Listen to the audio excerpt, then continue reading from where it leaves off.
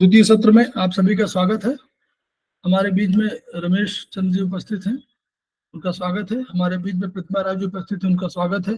हमारे बीच में रंजन कुमार जी उपस्थित हैं, उनका स्वागत है। हमारे बीच में रुक्मिणी शर्मा जी उपस्थित हैं, उनका स्वागत है। हमारे बीच में पूर्वा बाहेती उपस्थित है, सेमेस्टर 3 की स्टूडेंट है, हमारे समवाय फाउंडेशन की प्रमोटर हैं, उनका स्वागत है। हमारे बीच में हेमलता धारे जी उपस्थित है, सेमेस्टर 6 के स्टूडेंट हैं, उनका स्वागत है। हमारे बीच में अनिता जैन जी उपस्थित है, सेमेस्टर 5 के स्टूडेंट है, हमारे समवाय फाउंडेशन के प्रमोटर हैं, उनका स्वागत है। इसके अलावा कई और सदस्य भी उपस्थित हैं, उन सभी का स्वागत है। नमस्ते सभी को। नमस्कार मैडम।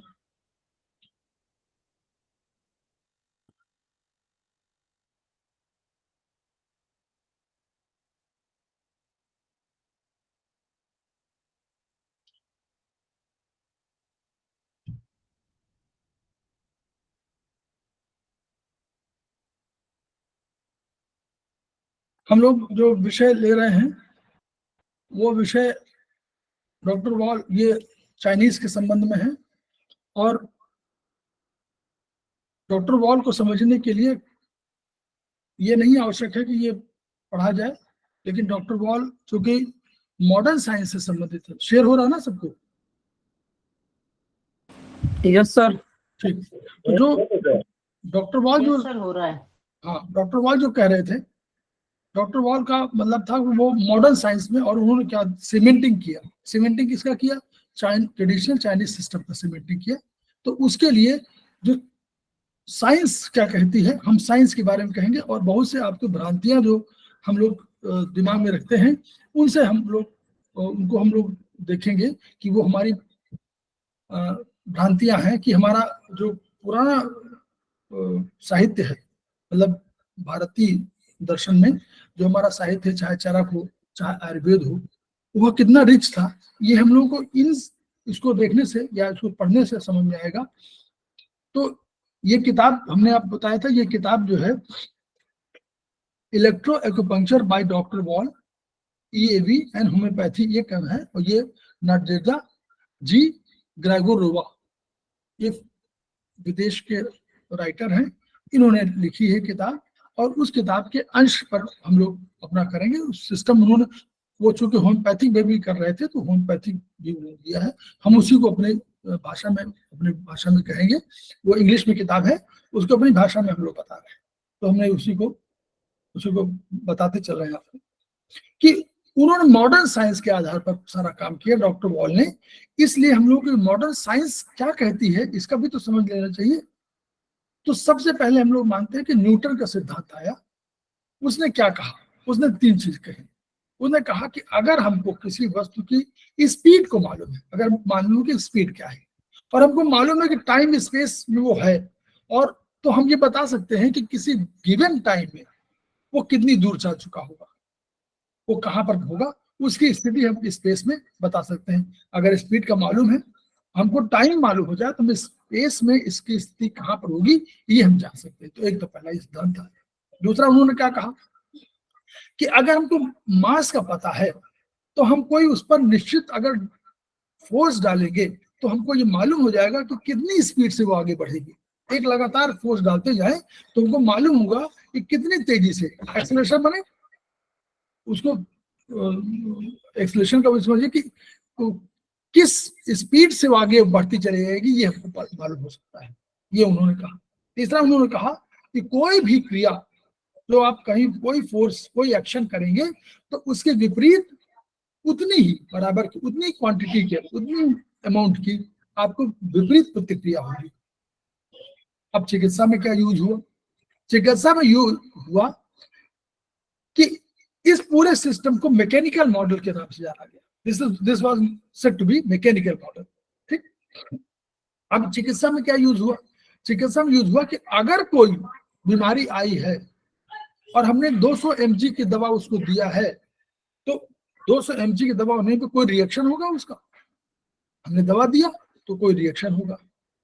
तो अगर हम 500 mg दे देंगे तो उतना ही विपरीत रिएक्शन होगा। तो इस एक्शन रिएक्शन में वो आदमी पेशेंट ठीक हो जाएगा।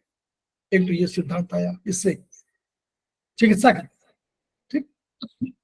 दूसरा क्या आया कि भाई मैकेनिकल सिद्धांत है, तो अगर आपको लग रहा है कि कोई अंग आपका खराब हो रहा है, तो उन्होंने कहा कि ऑपरेट कर दीजिए। तो इसीलिए चिकित्सा में ऑपरेशन अधिक सक्सेसफुल हुआ।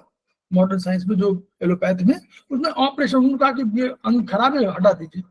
उन्होंने ये नहीं कंसेप्ट कहा, उन्होंने क्यों मैकेनिकल मॉडल समझा, उन्होंने स्कूटर समझा, बॉडी को स्कूटर, स्कूटर में टायर कुछ गड़बड़ है तो टायर हटा दीजिए, उन्होंने कहा स्टेपनी कुछ गड़बड़ तो स्टेपनी हटा दीजिए, उसको चेंज कर दीजिए। उन्होंने कहा कि आगे जो स्विच वायरिंग ठीक नहीं है, उनको वायरिंग हटा दो, नहीं रिप्लेस कर दो।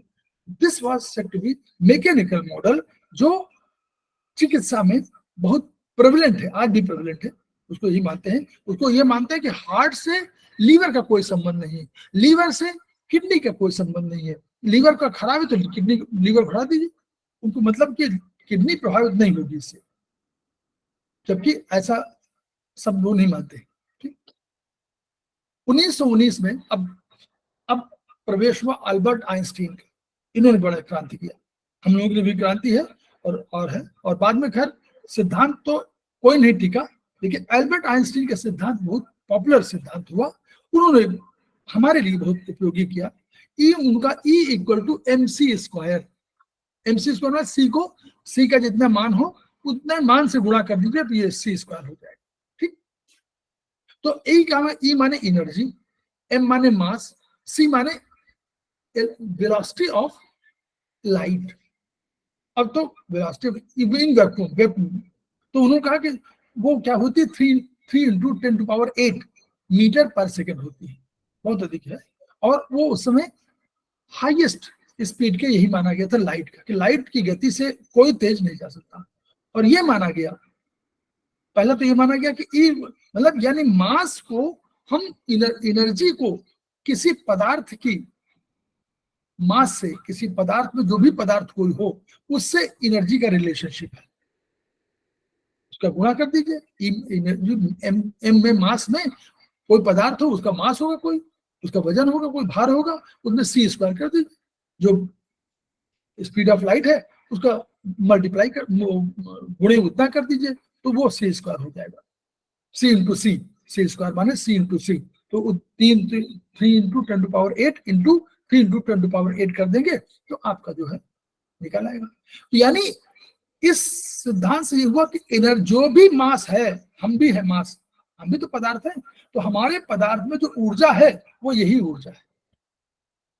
क्लियर? यहां तक बहुत इस सिद्धांत के आधार पर ये पहली बार तय हुआ कि एनर्जी और कुछ नहीं है, वो मास के रिलेशनशिप में है, यानी पदार्थ के रिलेशनशिप में है। ये बहुत बड़ी चीज थी। तो जब अगर हम ट्रांसफॉर्मेशन कर सकते हैं एनर्जी का मास में, तो हम वही तो कर रहे हैं। जो आयुर्वेदिक या हम एक्यूप्रेशर, कोई जो कर रहा है वो यही तो कर रहा है। हम भी दवा खा रहे हैं कोई, तो दवा खिलाने का अर्थ क्या है, वही एनर्जी। हम कोई इंजेक्शन ले रहे हैं तो उसका अर्थ एनर्जी, हम कोई मैग्नेट लगा रहे हैं उसका अर्थ एनर्जी। तो ये इस सिद्धांत के अनुसार से ये हुआ कि जो भी हम कर रहे हैं वो एनर्जी के फॉर्म में कर रहे हैं। तो यानी हम भोजन भी कर रहे हैं तो हम एनर्जी चाहिए हमको, माइटोकॉन्ड्रिया में वो भोजन बना रहा है और वहां हमारे एनर्जी बना रहा है।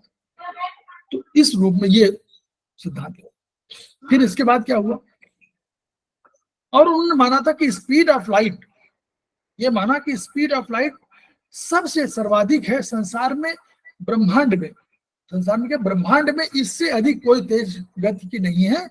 और ये उनका सिद्धांत आया, इससे एक डिराइव ये हुआ कि यदि आप कोई व्यक्ति स्पीड ऑफ लाइट से तेज गति से चले तो शायद वो अपने पूर्व जन्म में पहुंच जाए, क्योंकि वो स्पीड ऑफ लाइट से तो आगे बढ़ रहा है समय, अगर वो उससे तेज गति से चलने लगे तो पिछली दुनिया में पहुंच जाएगा। ये मतलब एक वो है फ्रेज इसके सिद्धांत के अंदर। अब एटॉमिक स्ट्रक्चर का मॉडल आया, उन्हें 20वीं शताब्दी के प्रारंभ में, देखिए कब आया है, याद रखिएगा, वर्ष याद रखिएगा, ये सब 20वीं शताब्दी की बात है। 1919 यहाँ 1919 सब 20वीं शताब्दी की बात कर रहे हैं। एटॉमिक स्ट्रक्चर मॉडल ये हुआ, उन्होंने कहा कि भाई एटम जो है, जैसे सोलर सिस्टम में तमाम ग्रह मंडल तमाम घूम रहे हैं सोलर के अगेंस्ट में, और चारों तरफ चक्कर लगा रहे हैं, वही सिस्टम हमारे यहाँ भी है। तो हम भी क्या कर रहे हैं, हम भी क्या कर रहे हैं, यहाँ भी एटम, क्या एटम है, एटम, एटम में क्या है, अंदर न्यूक्लियस है। जैसे हम लोग सेल की बात करते थे, सेल में न्यूक्लियस है, वैसे एटम में न्यूक्लियस है। तो एटम भी सोलर सिस्टम की तरह है, यहाँ भी वही है। अंदर क्या है, अंदर क्या है, अंदर है प्रोटॉन है, अंदर न्यूट्रॉन है। और ये एक उसमें एक तो निगेटिव चार्ज, पॉजिटिव चार्ज है, और एक में कोई चार्ज नहीं है। न्यूट्रॉन में कोई चार्ज नहीं, प्रोटॉन में पॉजिटिव चार्ज है।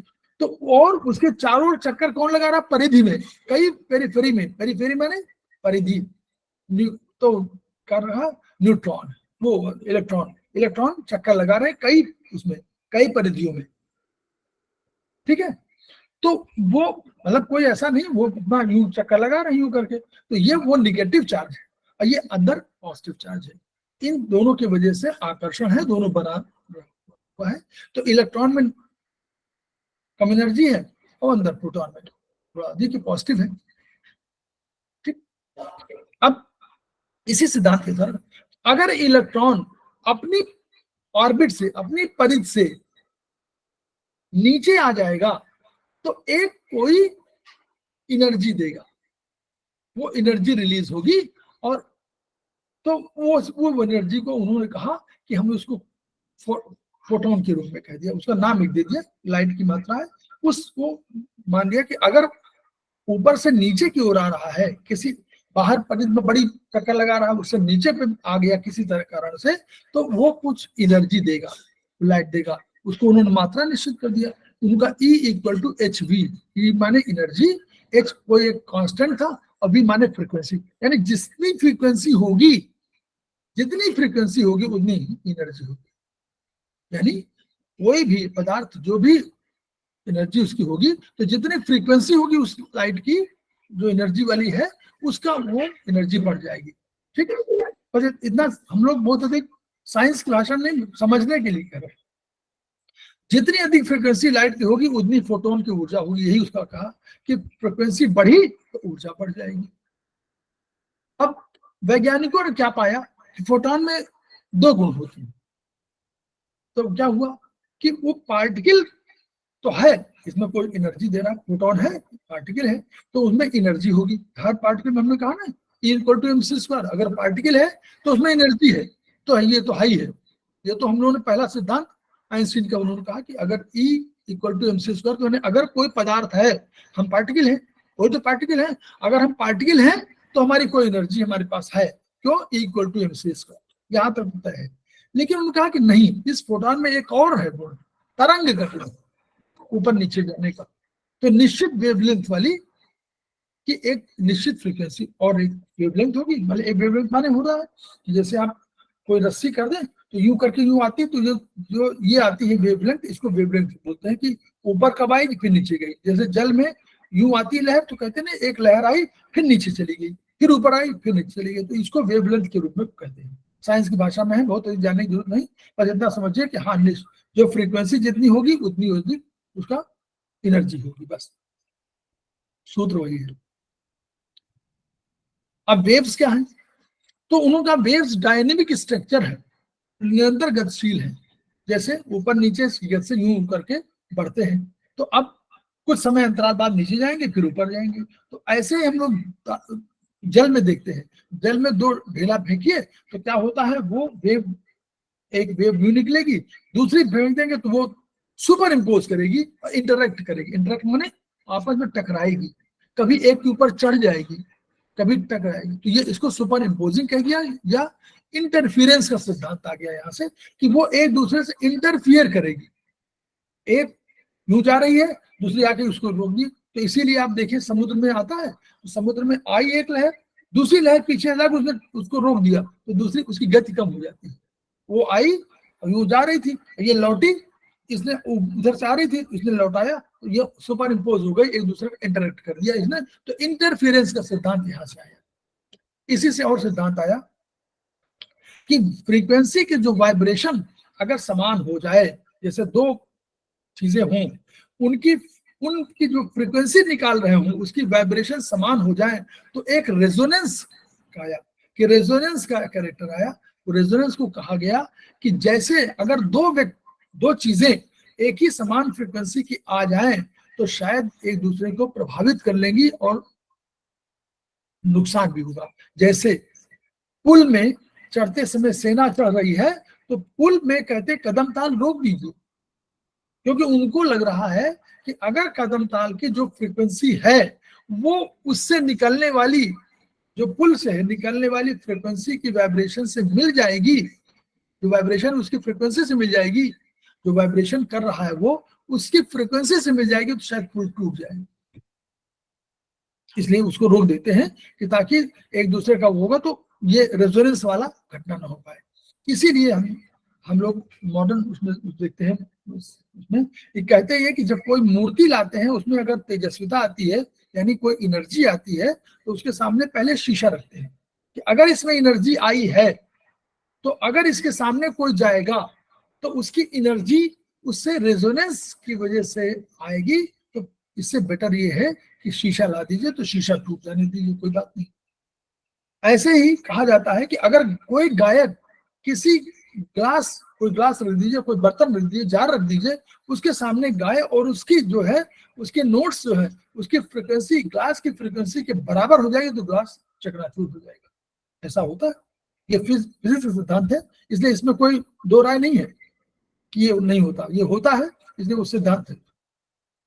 ठीक, तो यानी इन्होंने कहा कि इस सबसे क्या मान लो कि एनर्जी विश्व में सभी वस्तुओं के जनन का, क्रिएशन का, जो क्रिएशन है वो एनर्जी, यानी एनर्जी ने ही सबको क्रिएट किया, सब और सब कुछ भी कहें एनर्जी ने क्रिएट किया।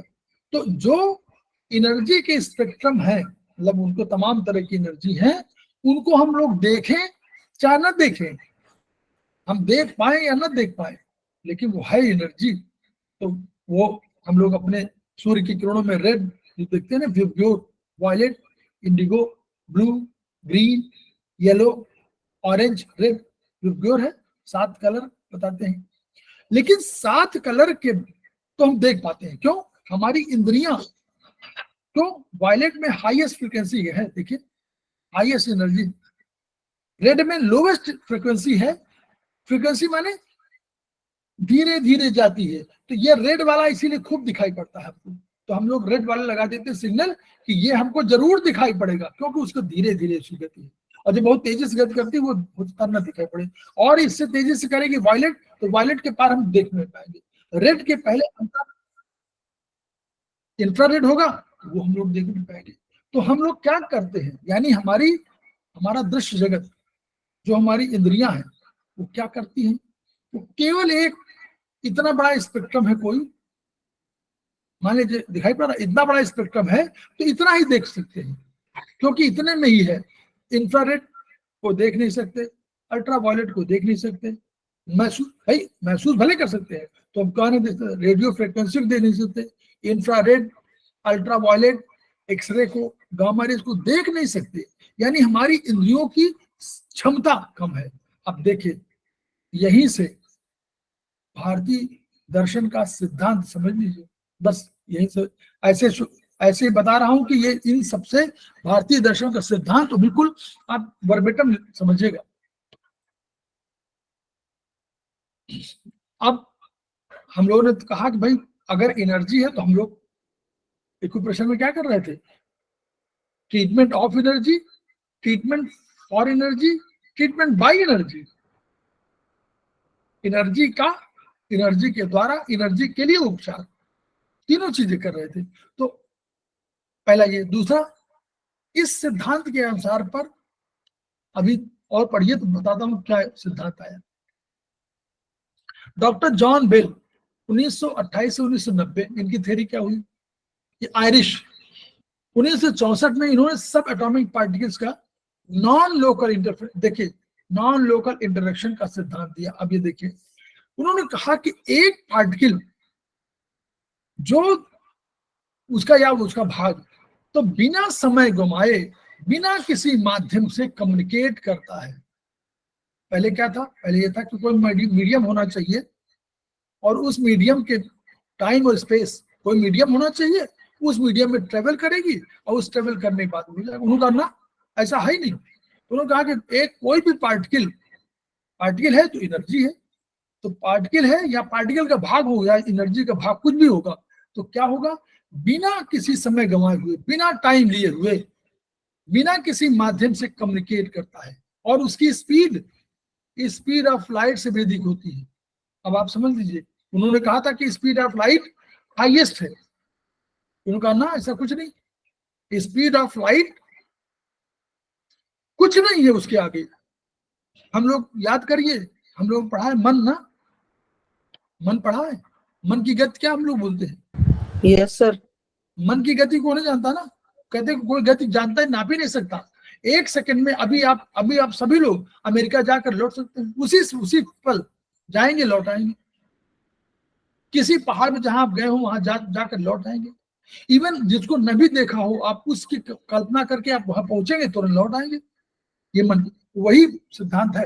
पार्टिकल या एनर्जी बिना समय गंवाए, नो टाइम, बिना माध्यम के, कोई कम्युनिकेशन माध्यम नहीं चाहिए, कोई मीडियम चाहिए ही नहीं, कम्युनिकेट करेगा। कम्युनिकेट माने वहां से जाके मिलकर लौट आएगा।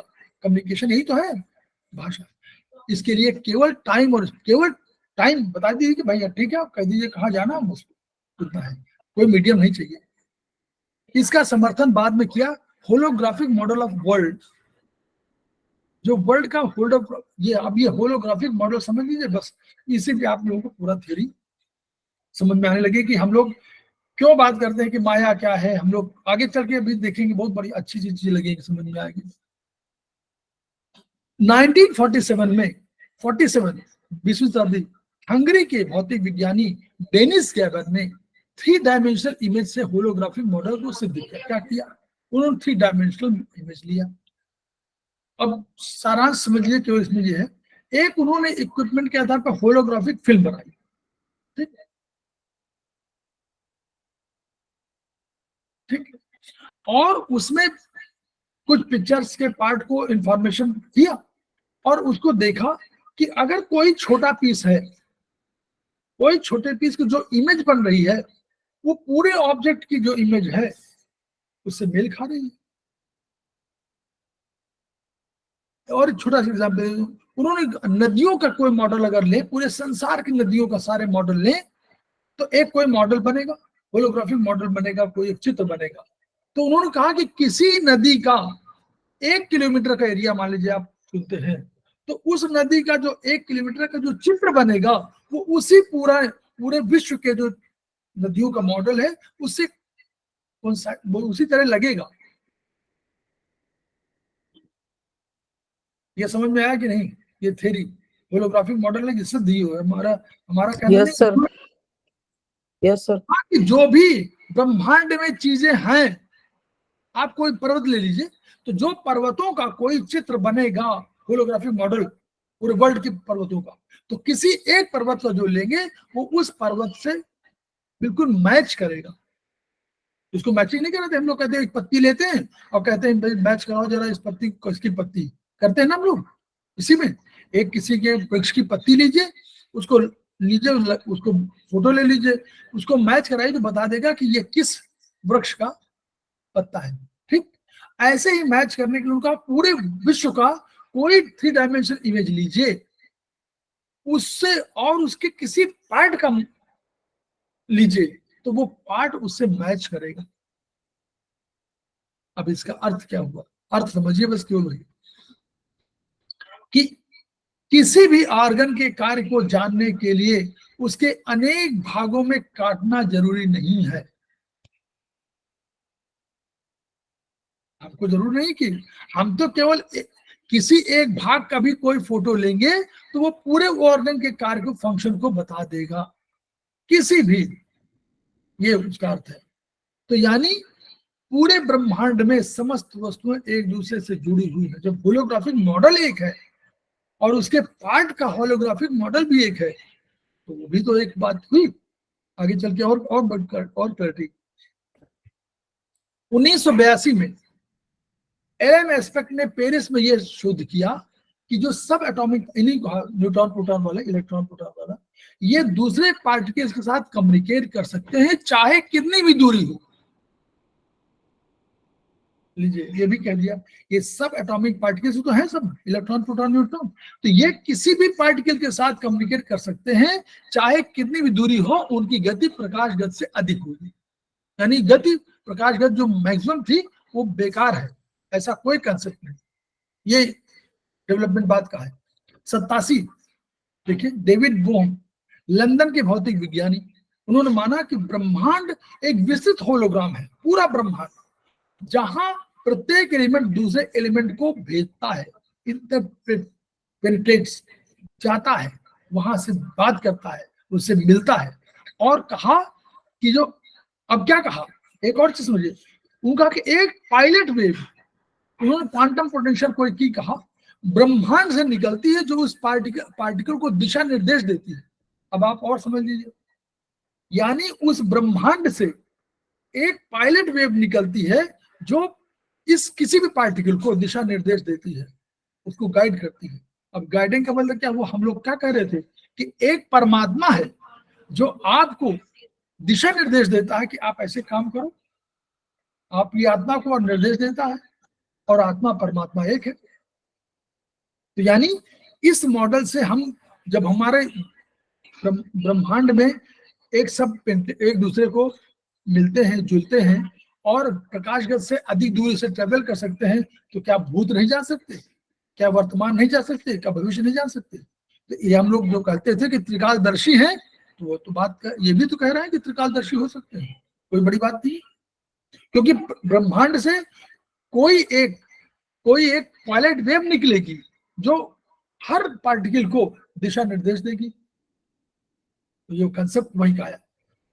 1984 में स्टैनफोर्ड यूनिवर्सिटी के न्यूरोलॉजिस्ट कार्ल प्रीबम ने ब्रेन और मेमोरी पर शोध किया। अब देखिए, अब और सुनिए, मेमोरी पर उन्होंने कहा, मेमोरी एक, हम लोग कहेंगे ना कि एक मेमोरी है मान लीजिए, और हम लोग कहते हैं हिप्पोकैम्पस मान लीजिए, उन्होंने कह दिया जो शॉर्ट मेमोरी वाला है हिप्पोकैम्पस है सेंटर, ठीक है, लिम्बिक सिस्टम के पास, ठीक।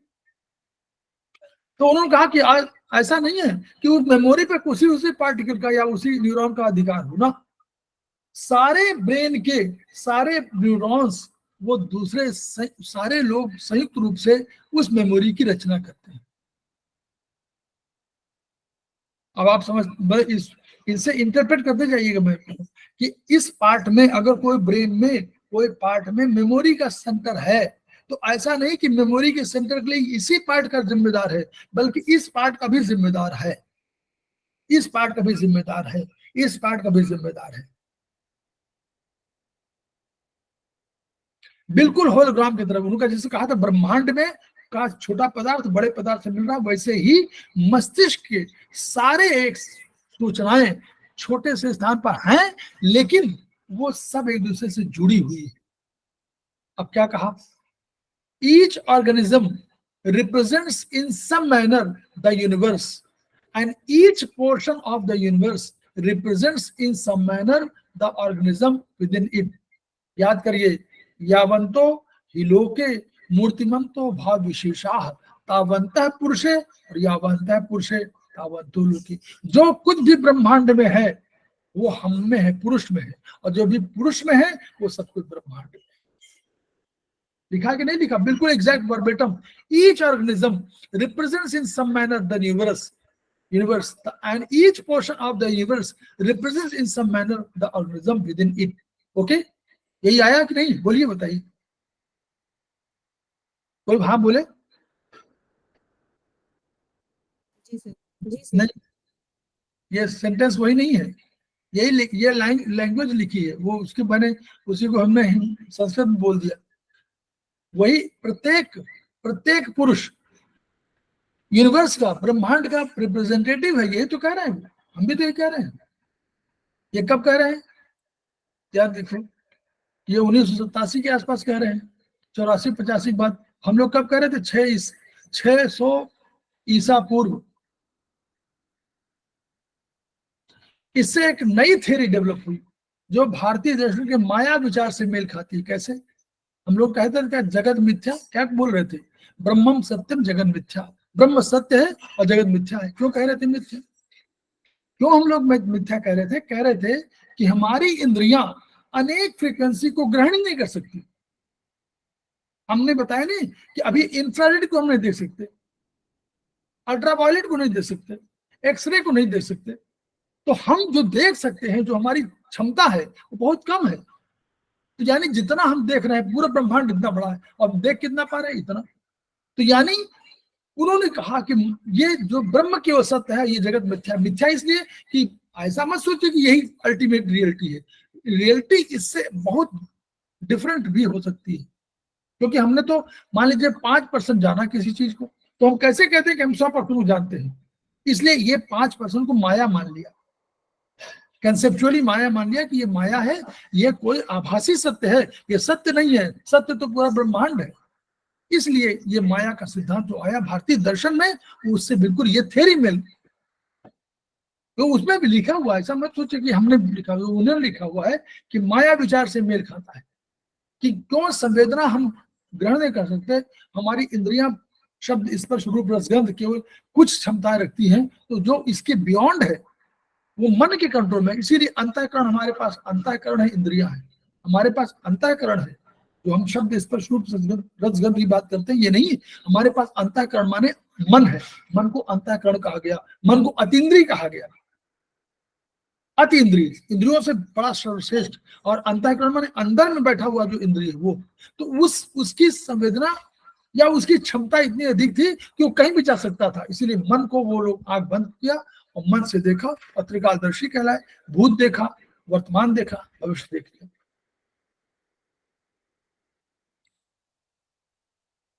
अब थेरीज जो है, उन्होंने कहा कि अब इसको बताएंगे, चित्र देख लीजिए। ऊपर सबसे टॉप पर एब्सोल्यूट एनर्जी E1 है, उसके नीचे एब्सोल्यूट वैक्यूम E2 और प्राइमरी टॉर्शन फील्ड E2 वही है, फिर प्लाज्मा, फिर उसके नीचे गैस, फिर लिक्विड, फिर सॉलिड, फिर ये। तो ब्रह्मांड में, वही उसकी हिंदी है, ब्रह्मांड में स्थित प्रत्येक जीव ब्रह्मांड का प्रतिनिधित्व करता है, और ब्रह्मांड का प्रत्येक भाग किसी न किसी रूप में ब्रह्मांड में स्थित जीव का प्रतिनिधित्व करता है। यावंतो ही लोके मूर्तिमंतो भाव विशेषा तावंतः पुरुषे और यावंतः पुरुषे तावंतो लोके। ज्ञान के समुद्र में से कुछ ज्ञान हम ग्रहण कर पा रहे हैं, इससे ये पूरा संसार माया की तरफ प्रतीत होता है। ये थ्योरी है। फिर अब हम लोग, कितनी थ्योरी है? थ्योरी ऑफ रिलेटिविटी, इसमें मैटर है, ऊर्जा है, समय है, स्पेस है, ग्रेविटी है। तो ये कह रहे हैं कि अब ये क्या कहा कि टाइम और स्पेस स्थिर नहीं है। ये क्या है? उनका फॉर्म स्ट्रक्चर मैटर एनर्जी से प्रभावित हो रहा है, और इनका क्या होता है कि ये स्पेस और टाइम का कर्वेचर बदल रहा है। ये थ्योरी आई है साइंस की। और दूसरी थ्योरी क्या आई? क्वांटम मैकेनिक्स ने माना कि ब्रह्मांड की और स्पेस टाइम की, ब्रह्मांड की और स्पेस टाइम की जो कर्वेचर की डेंसिटी है वो इनफाइनाइट हो गई थी शुरू में, जब प्रारंभ हुआ था तो इनफाइनाइट हो गई थी। और उसने क्या किया? फिर क्या हुआ? फिर एक्सप्लोजन हुआ। इनफाइनाइट माने बहुत अधिक, उसकी डेंसिटी बहुत अधिक हो गई थी। फिर क्या हुआ? एक्सप्लोजन हुआ। एक्सप्लोजन से टाइम की शुरुआत हुई। बाद में गैलेक्सी बनी और फिर तारामंडल के दूर की जो जगह थी, स्पेस टाइम बढ़ने लगा, वो बढ़ती जा रही है। तो ये फ्रीडमैन का सिद्धांत। फिर क्या हुआ? एक एस्ट्रोनॉमर हिबल थे, उन्होंने ऑब्जर्व किया कि जो हम जो रेड फ्रीक्वेंसी देख रहे हैं, तो वो उन्होंने टेलीस्कोप से देखा कि वो शिफ्ट होती जा रही है। यानी उन्होंने माना कि जो रेड फ्रीक्वेंसी हम देख रहे थे वो पहले इतनी थी, अब दूर हो रही है। तो उन्होंने कहा इसका मतलब क्या हुआ कि गैलेक्सी, ब्रह्मांड फैल रहा है और फैलाव आ रहा है। जो पहले देख रहे थे तो अब फैलाव आ रहा है। अब आप पढ़िए नासदी सूक्त, जो ये बता रहे हैं, नासदी सूक्त में पढ़िए। मैं बता रहा हूँ थोड़ा उसको जिस्ट, हमने पढ़ाया नहीं था उसको अलग से, तब में था कि उन्होंने कहा ऋग्वेद के अब 10वें मंडल का सूक्त में 129वां है, नासदी सूक्त है। उसमें क्या लिखा था कि सृष्टि की रचना के पूर्व न अभाव रहता है और न व्यक्त जगत रहता है, न कोई लोक रहता है और न ये अंतरिक्ष तथा उसके ऊपर नीचे के लोकांतर ही रहते हैं।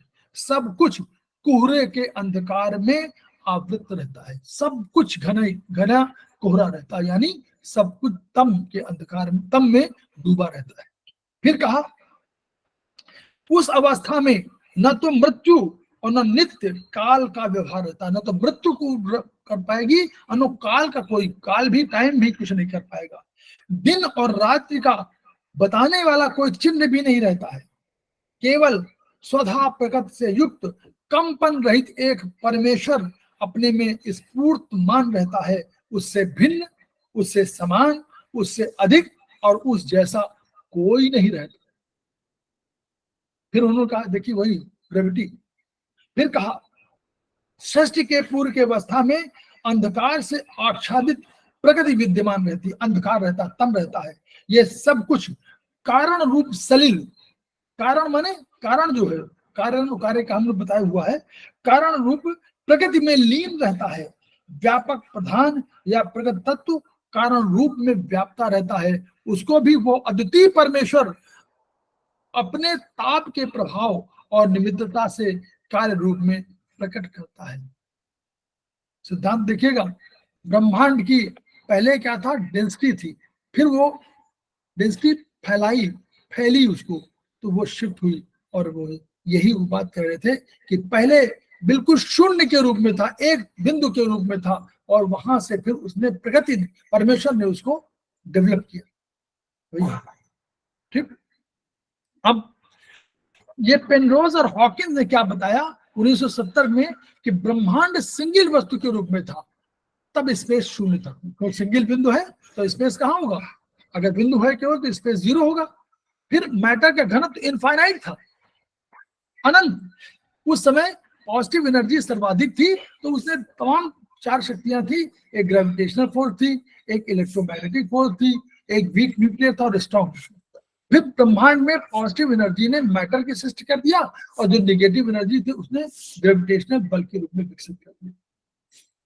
फिर बिग बैंग थ्योरी क्या हुआ, जब एक्सप्लोजन हुआ तो एक निरपेक्ष शून्य यानी एब्सोल्यूट वैक्यूम बना। देखिएगा पेज नंबर, अभी देखिए, मैं अभी अब दिखा रहे थे ना, बस उतना समझ लीजिए। उन्होंने ये कहा एब्सोल्यूट एनर्जी, वो शब्द में, शब्द वही बात दे रहा हूं। उन्होंने कहा कि जब एक्सप्लोजन हुआ तो उसमें से एक निरपेक्ष शून्य यानी एब्सोल्यूट वैक्यूम बना, जिससे अनेक छोटे छोटे पदार्थ, पार्टिकल बने। ये एनर्जी से बने थे, सब पार्टिकल बन गए, प्रोटॉन, न्यूट्रॉन, इलेक्ट्रॉन ने हाइड्रोजन और हीलियम के परमाणु बना दिए। प्रोटॉन, न्यूट्रॉन, इलेक्ट्रॉन ने हाइड्रोजन बनाया, हीलियम बनाया। बाद में फिर रासायनिक क्रियाएं, तमाम केमिकल रिएक्शन हुए, अन्य तत्व बने। अब बाद में उन दोनों सिद्धांतों को ऐड किया गया और एक स्ट्रिंग थ्योरी आई। तो 84 में उन्होंने कहा कि पार्टिकल स्थान पर वाइब्रेशन करते हुए वन डायमेंशनल पिरामिड्स बने। उन्होंने कहा पार्टिकल नहीं है, बल्कि एक डायमेंशन का, एक ही बिंदु का एक फिलामेंट है, जो भिन्न भिन्न फ्रिक्वेंसी से वाइब्रेट करेंगे और ग्रेविटेशनल अट्रैक्शन के द्वारा वाइब्रेशनल मूवमेंट पैदा करेंगे। अब अभी चित्र दिखा देंगे, पहले ये देख लीजिए 167 पेज नंबर, यहीं पर है पूरा। सबसे ऊपर एब्सोल्यूट एनर्जी है, फिर दो कौन सी एनर्जी है, फिर एब्सोल्यूट वैक्यूम है, और एक प्राइमरी टॉर्शन फील्ड लिखा हुआ है, देखें प्राइमरी टॉर्शन फील्ड। फिर नीचे उसके पहले E2 में प्लाज्मा है, फिर E4 में गैस है, फिर लिक्विड है, फिर सॉलिड है। ठीक। अब ये देखिएगा, इसी को उन्होंने इंटरप्रेट किया, यही बताया उन्होंने। उन्होंने कहा कि सब हाईएस्ट एनर्जी टॉप पर है, जो बिंदु के रूप में थी। फिर एब्सोल्यूट वैक्यूम बना, जिसमें इन और यांग की शक्तियां थी। जो सेकेंड वाली स्टेज है, वो वाली स्टेज एब्सोल्यूट वैक्यूम वाली है, इन यांग की शक्ति थी। यही प्राइमरी टॉर्शन फील्ड था, इसी को उन्होंने प्राइमरी टॉर्शन फील्ड कहा, और यह इन यांग था। फिर भौतिक संसार और चेतना की सृष्टि हुई। फिर उसके बाद प्लाज्मा बना, गैस बना, तरल बना, ठोस बन गया, और ये इनमें ऊर्जा कम थी। तो इसी एब्सोल्यूट वैक्यूम के स्तर की ऊर्जा चेतना है। अब वो उन्होंने कहा, अब कहा कि जो पीडीएफ है, ये प्राइमरी टॉर्शन फील्ड, देखिए ये है, बार बार उसको वही उसको जरूर समझना है, ये वाला, ये प्राइमरी टॉर्शन फील्ड, ये कह रहे थे, ये वाली जो प्राइमरी टॉर्शन फील्ड, यही चेतना का स्थान है। तो वही चेतना का उन्होंने कहा कि ये चेतना का है और यहीं पर चेतना है। इसी एब्सोल्यूट वैक्यूम के स्तर की ऊर्जा चेतना है। हमारे विचार इसी पीडीएफ से निकलते हैं, सारे जो आइडिया हम करते हैं सोचते हैं वो पीडीएफ से निकलते हैं, और इसी पीडीएफ का एक भाग हमारी आत्मा है। यही प्राइमरी टॉर्शन फील्ड में हमारी आत्मा है। हमारी आत्मा कभी मरती नहीं, वो कह रहे हैं हमारी आत्मा कभी मरती नहीं है। हमने ये गीता नहीं कह रही है, ये तो ये कह रहे हैं इस वाले सिद्धांत में। जब हमारा भौतिक शरीर नष्ट होता है तो आत्मा के हाई एनर्जी पार्टिकल्स ब्रह्मांड में मिल जाते हैं, जो पीटीएफ है। पीटीएफ से निकला और पीटीएफ में समा गया। ईश्वर अंश, जीव अविनाशी, चेतन, अमल, सहज, सुख राशि। इसी सोर्स क्या है जी, सर? पीटीएफ क्या है? Primary torsion field. सर इसका मतलब नहीं समझ में आया। नहीं, उन्होंने अपना उनकी भाषा, हम ये वो उनका सिद्धांत है, सिद्धांत की भाषा है। वो उन्होंने कहा कि एब्सोल्यूट एनर्जी जो पहले इवन थी उससे एब्सोल्यूट वैक्यूम क्रिएट हुआ और वो प्राइमरी टॉर्शन फील्ड क्रिएट हुआ। तो ये लेवल पर उन्होंने कहा कि यहीं पर इन यान का कंसेप्ट है। तो इन्हीं में उन्होंने कहा कि यही जो प्राइमरी टॉर्शन फील्ड है इसी में आत्मा का निवास है, यही आत्मा है। और ये आत्मा जब शरीर नष्ट होगा तो ये आत्मा मरेगी नहीं बल्कि चली जाएगी और एब्सोल्यूट एनर्जी मिल जाएगी। यही वो कह रहे हैं। तो ये उनका सिद्धांत है, ये हम कुछ कह नहीं रहे हैं। उन्होंने प्राइमरी टॉर्शन फील्ड को डिफाइन अपना किया होगा, हम लोग उसको थोड़ा पूरा पढ़ रहे हैं। हम लोग साइंस इतना पढ़ेंगे तो पागल हो जाएंगे, अभी हम लोग इतना नहीं पढ़ पा रहे हैं। वे उनका किताब दे रहे हैं तो कह रहे हैं कि यही भाग आत्मा, तो ये हाई एनर्जी पार्टिकल जब होगी तो ब्रह्मांड में मिल जाएंगे, यही पीटीएफ है। और इसी सोर्स पीटीएफ को हम लोग कहते हैं प्रकृति या ब्रह्मांड या ईश्वर कह सकते हैं। और हम लोग क्या कर रहे हैं, हम लोग यहाँ पर चिकित्सा के लिए आत्मा द्रव्य कह रहे हैं, वो तो कह रहे हैं कि ये आत्मा मिलेगी कहाँ पर। और ये हमारा कौन गीता कह रही है, गीता भी ये कह रही है कि ये आत्मा परमात्मा में लीन हो जाएगी, ब्रह्मलीन हो जाएगी। अब देखिए एनर्जी का स्तर उन्होंने वही डिफाइन किया, वहीं पर सबसे ऊपर मेंटल लेवल, फिर चक्र लेवल, फिर इमोशन लेवल, फिर मेरिडियन लेवल, फिर फिजिकल लेवल। तो फिजिकल लेवल जो सबसे नीचे वाली है कि एनर्जी न्यूनतम, जो हम लोग फिजिकल लेवल, मेरिडियन लेवल की एनर्जी उससे अधिक होती है, जो फिजिकल बॉडी को ये क्या मेरिडियन लेवल की जो मेरिडियन हम लोग यूज करते हैं वो क्या करती है, हमारी इस फिजिकल बॉडी को, फिजिकल लेवल को मेरिडियन लेवल इमोशन, चक्र और मेंटल लेवल से जोड़ती है। तो जो हम मेरिडियन इन यांग की बात कर रहे हैं कि ये हमारे ये मेरिडियन है, ये मेरिडियन है, जो जितने मेरिडियन की बात कर रहे हैं, यांग नहीं सारे मेरिडियंस की बात, तो वो मेरिडियन लेवल क्या है होती है, ये हमारी इस फिजिकल लेवल की ऊर्जा को इमोशन, चक्र लेवल और मेंटल लेवल से जोड़ देती है। तो इस फिजिकल बॉडी को अन्य हायर एनर्जी से जोड़ने का कार्य करती है। इसके ऊपर मनोभावों की एनर्जी है, जो हमारे मनोभाव इमोशंस की एनर्जी है, फिर चक्र लेवल की ऊर्जा है और फिर मानसिक स्तर की ऊर्जा है। तो जो मन हमारा है वो सर्वाधिक महत्वपूर्ण है। मेंटल लेवल जो मानसिक स्तर है वो हमारा सबसे हाईएस्ट एनर्जी का सेंटर है। समझ रहे हैं, इसको समझिए। फिजिकल लेवल से मेरिडियन लेवल बड़ी है, मेरिडियन लेवल संपर्क कराती है इमोशन लेवल से, चक्र लेवल से और मेंटल लेवल से, यानी मन वगैरह में है जो चक्र लेवल पर एनर्जी जो होती है, इसीलिए हम लोग कहते हैं कि चक्रों में एनर्जी अधिक होती है। तो वही यही कारण है। अब और समझ लीजिए, 1954 में डॉक्टर निबोयट ने, फ्रांसीसी शोधकर्ता है, मेरिडियन का स्टडी किया। मेरिडियन की ऊर्जा मृत्यु के बाद, अब देखिए उन्होंने डेड बॉडी पर रिसर्च किया था, उन्होंने कहा मेरिडियन की ऊर्जा मृत्यु के बाद 40 दिनों तक जीवित रहती है। इसको देख लीजिए, उन्हीं किताब में लिखा हुआ, पढ़िएगा। मृत्यु के 40 दिनों तक जीवित रहती है मेरिडियन की ऊर्जा। चक्र मृत्यु के 9 दिनों तक कार्यशील रहते हैं। इसके बाद ची स्ट्रक्चर, जो ची है आपका, इसका क्षरण होता है और कार्यशील नहीं रहता है। ये उनकी थ्योरी है। अब हम लोग आगे अपना इंटरप्रेट करिए दो चीजें, कि एक तो आत्मा परमात्मा मिल जाती है, इसमें लिखा हुआ है।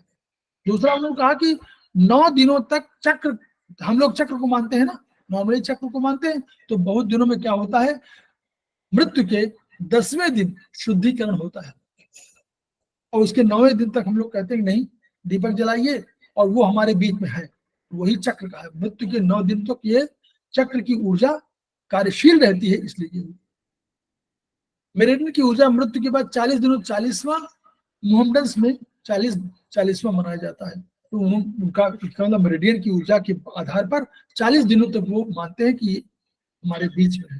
तो ये ऊर्जा का क्रम है इस तरह। तो ये पूरी थ्योरी हम इसलिए बता रहे हैं कि दो चीजें इससे तय हुई। पहली चीज, अब इसको मैं शेयर पहले बंद कर दूं फिर आपसे बात करूं आराम से।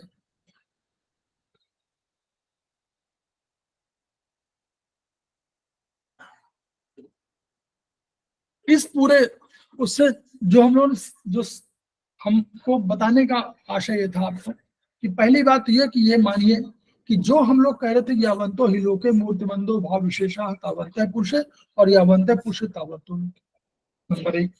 नंबर 2, हम लोग कह रहे हैं कि ब्रह्मांड में ब्रह्म है, तो ब्रेन के लिए केवल एक जिम्मेदार नहीं है, कोई न्यूरॉन जिम्मेदार अकेले नहीं है, यहाँ का न्यूरॉन भी यहाँ के लिए जिम्मेदार है, यहाँ का न्यूरॉन भी यहाँ के लिए जिम्मेदार है। Holistic approach. तीसरा हम लोगों ने कहा कि जो हमारा मेंटल लेवल है वो हमारा मानसिक स्तर सबसे ऊपर है, उसकी एनर्जी हाईएस्ट एनर्जी है जो फिजिकल एनर्जी से अधिक है, इसलिए ये नहीं कह सकते आप। चौथा हमने कहा कि जो ब्रह्मांड के बिंदु है, जो हमारी शरीर के कोई पार्टिकल है, वो हमेशा किसी भी स्पेस में ट्रेवल कर सकते हैं। उसके लिए स्पेस की आवश्यकता, वो स्पेस की आवश्यकता केवल है, आधार की आवश्यकता नहीं, मीडियम की आवश्यकता नहीं, और स्पीड वेलोसिटी ऑफ लाइट की आवश्यकता नहीं है, उससे कई करोड़ों दूर। और ब्रह्मांड का प्रत्येक कण जो करोड़ों सूर्य की दूरी पर है, उससे हमारा संपर्क निरंतर रहता है। अब आइए, अगर कोई देखिए, बहुत से लोगों को कंफ्यूजन रहता है ना, तो कि सर यहाँ लगाएंगे मैग्नेट तो क्या हो जाएगा, कहते हैं ना। थोड़ा एक आध खोल लीजिए कंप्यूटर, वो बस 2 मिनट का और समय है। अगर यहाँ पर कोई गलती हो भी गई तो उससे क्या फर्क पड़ेगा, बोलिए फर्क क्या पड़ेगा, क्योंकि वो तो सब मिले हुए हैं, ब्रह्मांड मिला हुआ। आप तो छोटी बात कर रहे हैं, ब्रह्मांड के तंतु मिले हुए हैं, ये तो शरीर का तंतु है। अगर यहाँ कहीं गलती से यहाँ भी लग गया, एग्जाम्पल दे रहा हूं, तो भी फर्क नहीं पड़ेगा। एक सेंटीमीटर इधर उधर हो गया तो भी फर्क नहीं पड़ेगा। जब हम कह रहे हैं कि ब्रेन की मेमोरी के ये न्यूरॉन्स केवल इसको कंट्रोल नहीं कर रहे हैं, बल्कि यहाँ वाले भी इसको कंट्रोल कर रहे हैं, तो हम क्या कर रहे हैं, हम ये कह रहे हैं कि कोई भी अगर ब्रेन में इस पोर्शन में कोई न्यूरॉन होगा तो भी इससे संपर्क कर रहा है ना, वो कम्युनिकेट कर रहा है। इसीलिए आप लोग अभी पढ़िएगा, आप लोग बीएसबी में पढ़ा होगा, जहां लिखा हुआ है कि 0.003 सेकेंड में हमारे वेंट जो होते हैं उसके लंग्स वाले, वो ऊर्जा को ऑक्सीजन और गैसेस का एक्सचेंज कर लेते हैं। याद है वो शब्द याद है, उसको याद कर लीजिए। लंग्स में लिखा, ऑक्सीजन उसमें लिखा होगा हार्ट वाले में या उसमें, कि लंग्स वो जो एनर्जी का O2 का उसका होता है, ऑक्सीजन का और कार्बन डाइऑक्साइड का एक्सचेंज, वो समय उसमें अधिक दिया हुआ है, लेकिन 0.003 सेकंड में कर लेते हैं। तो उन्होंने ये माना कि इन वेंटों के बीच में, वेंट्स मतलब खिड़कियां, इन खिड़कियों में कोई कम्युनिकेशन का मीडियम जरूर होगा, नहीं कैसे इतनी तेजी से कर लेते, कैसे सब मालूम हो जाता कि हम उनको मिल गया, हमको मिल गया। तो ये जो मिलने का है, वही ये थ्योरी कि सारे चीजें एक दूसरे से जुड़ी हुई हैं। इसलिए तो आप लोगों को जो ये वाला बहुत सी चीजें कि हमारा जो धार्मिक, जो हम लोग जिसको धार्मिक बोल देते हैं, वो हमारा चरक संहिता है, आयुर्वेद है। उस आयुर्वेद में जो चीजें लिखी हुई हैं उनमें कोई बहुत अतिशयोक्त नहीं है, गड़बड़ है। जहां चरक 1 में हम लोग लिखा है कि उन सब ऋषियों ने अपने त्रिकालदर्शी नेचर की वजह से भूत वर्तमान भविष्य को जान लिया। तो हम लोग कह रहे हैं कि ये भी तो वही बात कह रहे हैं कि भूत वर्तमान भविष्य को जाना जा सकता है, तो इसलिए कोई अंतर नहीं है। फिर कोई गलत आप कहीं लगा भी देंगे तो उससे मन आपका प्रभावित ना हो, क्योंकि मन की एनर्जी सर्वाधिक हाईएस्ट एनर्जी है, और पूरा शरीर पूरा ब्रह्मांड एनर्जी से बना हुआ है। तो अगर कभी मन आपका आश्वस्त हो कि मैंने सही पॉइंट लगाया है, तो आप मानिए कि सही उसका रिजल्ट निकलेगा, तो मन भी तो कम्युनिकेट कर रहा है सबसे। तो इसलिए कभी ये जो ऊहापोह होती है उसको मत रखिए चिकित्सा में। इस बताने का पूरा उद्देश्य ये था कि हमने कहा कि आप ये समझिए कि हमको गर्व होना चाहिए कि जो चीज 2020वीं शताब्दी में बता रहे हैं, 19वीं शताब्दी 20वीं शताब्दी बीच 1983 में 84 में बता रहे हैं, वो हम लोग 620 में बता चुके हैं, हम लोगों ने सब बता दिया है। उसके पहले गीता में कह बता चुके हैं, उसके पहले हम लोग चरक संहिता में बता चुके हैं। लिखा हुआ जो पहले मौखिक है वो तो पहले की बात है, लिखा हुआ बता चुके हैं। तो इसलिए हम इसको बताना आवश्यक था। और इसके बाद फिर हम लोग अब डॉक्टर वॉल को पढ़ेंगे तो हम लोग को आनंद आएगा। भैया डॉक्टर वॉल ने इसी सिद्धांत को, ये सारी चीजें हैं, और तब उन्होंने उसको जस्टिफाई कर दिया और सब Chinese system, traditional Chinese system को उन्होंने जस्टिफाई कर दिया। यानी प्रश्न, कोई प्रश्न है? नहीं तो आप खत्म करेंगे, आज जल्दी खत्म करेंगे। कोई प्रश्न कर लीजिए, कोई करना हो। मुन्नी त्रिपाठी समझ में आया? सर ये थर्ड सेमेस्टर का था। अच्छा से समझ में आया। ये किसी सेमेस्टर से नहीं है। थर्ड सेमेस्टर में जाने के पहले जो बीच में ब्रिज होता है ना, उस ब्रिज को हमने किया। अभी तो ओके सर। अभी सेकंड में है, सेकंड से थर्ड में जाएंगे। सर पढ़े थे इसे ना, हैं? पिछली बार भी तो सर इसे पढ़े थे। हाँ, एक बार पढ़ चुके हैं, एक बार पढ़ चुके हैं। तो अब वो चाइनीज में जब हम लोग अब डॉक्टर वॉल को पढ़ेंगे तो हम लोग को ये मालूम हो गया कि हम लोग ऐसे पढ़ेंगे और डॉक्टर वॉल भी पढ़ेंगे। डॉक्टर वॉल भी महत्वपूर्ण है। फिर हम लोग उसके सिद्धांत पढ़ कर फिर आगे मैडम आ जाएंगी और वो उनके मेरिडियंस बताएंगे। हम शुरुआत में बता देंगे कि क्या कंसेप्ट है और फिर वहां से शुरू हो जाएगा लिव मेरिडियन से। तो हम लोग जो है बस ये है कि आप सभी से रिक्वेस्ट यही है कि वीडियो को प्रचारित करिए, ये बताइए कि भारतीय दर्शन कितना रिच है, नंबर 1। नंबर 2, ये मानिए कि आत्मा परमात्मा में ब्रह्मलीन होती है, ये बिल्कुल सही है, हम लोग सही कहते हैं। तीसरा, हमारा कोई भी जो भी ब्रह्मांड में है वो हम में से अलग नहीं है और हम उसी के अंश हैं। ईश्वर अंश, जीव अविनाशी, चेतन, अमल, सहज, सुखराशि, हम सब उसी में हैं। सब लोग कम्युनिकेट करते हैं। हम ब्रह्मांड में किसी भी बिंदु से कभी भी कम्युनिकेट कर सकते हैं। हमारी क्षमता है, मन की क्षमता असीमित है, उसकी ऊर्जा सर्वाधिक है। और हम लोग जो 9 दिन तक अपने मानते हैं, अपने किसी धर्म में जो लोग 40 दिन तक मानते हैं अपने धर्म में, वो सभी सत्य हैं, क्योंकि मेरिडियन लेवल पर मृत्यु के 9 दिनों तक ऊर्जा रहती है और 40 दिनों तक, मृत्यु के 40 दिनों तक मेरिडियन लेवल पर रहती है और चक्र में 9 दिनों तक रहती है। तो जो मान्यताएं हैं वो मान्यताएं इन्हीं सब पे आधारित, अवधारणाओं पर आधारित हैं। तो इसको प्रचार करिए, प्रसार करिए, फैलाइए, ताकि विधा के बारे में अधिक जानकारी मिले, अधिक लोगों को समझ में आए। चिकित्सा करें, चिकित्सा में डरे नहीं। जहां कहीं कोई पॉइंट गलत लग भी जाएगा उससे कोई फर्क नहीं पड़ेगा, क्योंकि कोई भी बिंदु है जो दूसरे से कम्युनिकेट तुरंत कर लेगा। आपका मन भी तो सहयोग दे रहा है और उसकी इंद्रियां, उसकी शक्ति अंतःकरण है, अंतरिंद्रिय है, इसलिए उसकी इच्छा शक्ति और उसका एनर्जी बहुत अधिक है। इसलिए हम जब प्रचार करेंगे, प्रसार करेंगे, तो अल्टीमेटली हम एस्पस के एक्यूपेशर शोध प्रशिक्षण उपचार संस्थान के इस मोटो को सर बता, प्रणाम कर रहा है सब कोई। प्रणाम प्रणाम प्रणाम प्रणाम करो, प्रणाम करो। प्रणाम। और बढ़िया,